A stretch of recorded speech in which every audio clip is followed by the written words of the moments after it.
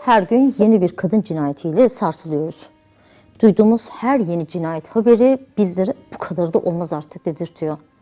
Ama her yeni cinayet bırakın bu kadar olmazını bir önceki cinayeti aratacak vahşette oluyor. Şule Çet, Emine Bulut, Başak Cengiz, Özgecan Aslan, Sıla Şentürk. Bu isimlerden sadece birkaçı ve yine maalesef ki artık sadece birer isimden ibaretler.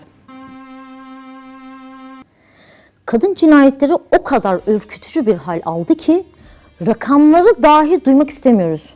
Düşünsenize, geçen sene ülkemizde erkekler tarafından öldürülen kadın sayısı 280 iken 217 kadın da şüpheli şekilde ölü bulundu. En sonunda şunu merak eder olduk. Dünya kadınlara karşı son yıllarda mı acımasızlaştı, yoksa hep böyleydi de internet sayesinde mi sıklıkla duyar olduk? Gelin bu soruyu mitolojilerin güçlü kadınlarına soralım. Bakalım onlar neler yaşamışlar. Şahmeran, belden yukarısı kadın, aşağısı yılan olan bilge ve iyi kalpli bir yaratıktı. Üstelik dünyadaki tüm yılanların da kraliçesiydi. Ama insanoğlu var olan güçlerini ondan zorla almak istiyordu. Güçlü kadına herkesin düşman olduğu dünyadan kaçıp yer altına saklanmak zorunda kaldı. O, güçlü ve bilge bir kadının toplumda çok da rağbet görmediğinin ve hatta sevilmediğinin bariz bir simgesine dönüşmüştür artık. En sonunda korktuğu şey başına gelir ve sahip olduğu gücü kendisinden almak isteyenler tarafından, üstelik de temizliğin simgesi olan hamamda katledilir. Ne acıdır ki ona ilk ihanet eden kişi uğruna canını verdiği, sevdiği erkektir. Medusa hakkında iki farklı efsane anlatılır.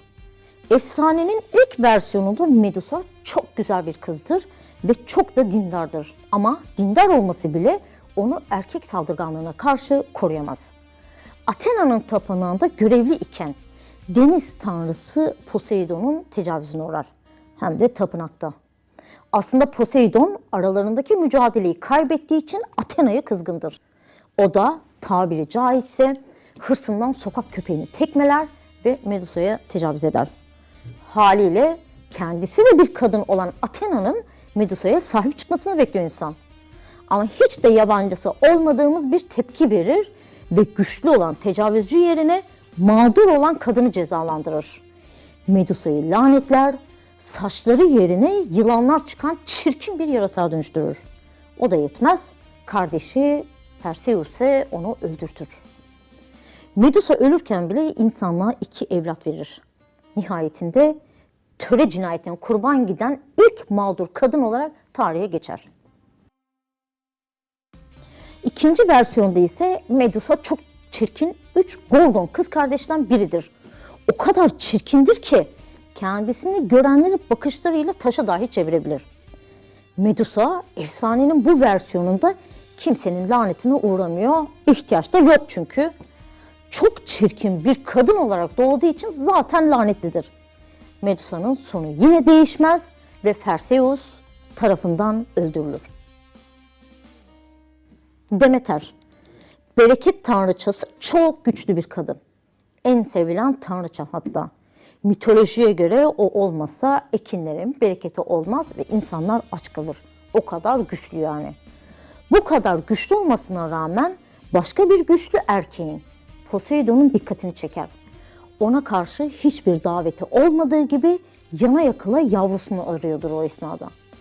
Bu kadar sorunu varken Poseidon'un ahlaksızlığından kaçmak zorunda kalır. At kılığına girer ve bir ahıra saklanır. Bu mitolojide ahır, güvende olması gerektiği evini simgeler. Ancak gözü dönen Poseidon tarafından tecavüze uğramak akıbetinden kaçamaz yine de.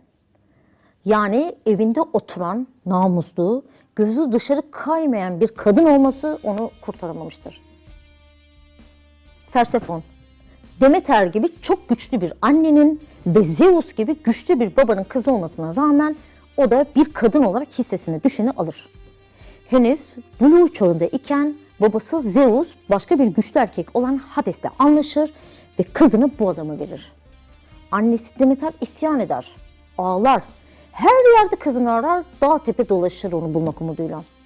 En sonunda Hades'in kaçırdığını öğrenince kızı dönünceye kadar bereketini tabiatın üzerinden çeker. Ne kadar güçlü bir anne de olsa kızı bir kere kaçırılmış ve erkeğin evinde gecelemiştir. Birer tanrıça da olsalar her ikisi de kaderlerine boyun eğer ve Persefon kendisini kaçıran kişiyle evlenmek zorunda kalır. Bunlar hep bizim topraklardan örnekler. Bir de Brezilya'ya bakalım isterseniz. Lara, ataerkil bir kabilede yaşayan ve savaş yetenekleri son derece gelişmiş güzel bir genç kızdır. O kadar usta bir savaşçıdır ki hem kabilesinin hem de babasının takdirini ve saygısını kazanmıştır.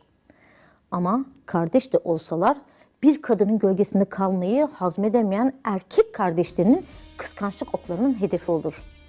Bir gece erkek kardeşleri onu öldürmek için plan yapar ama Lara kendini savunur ve onları öldürmek zorunda kalır.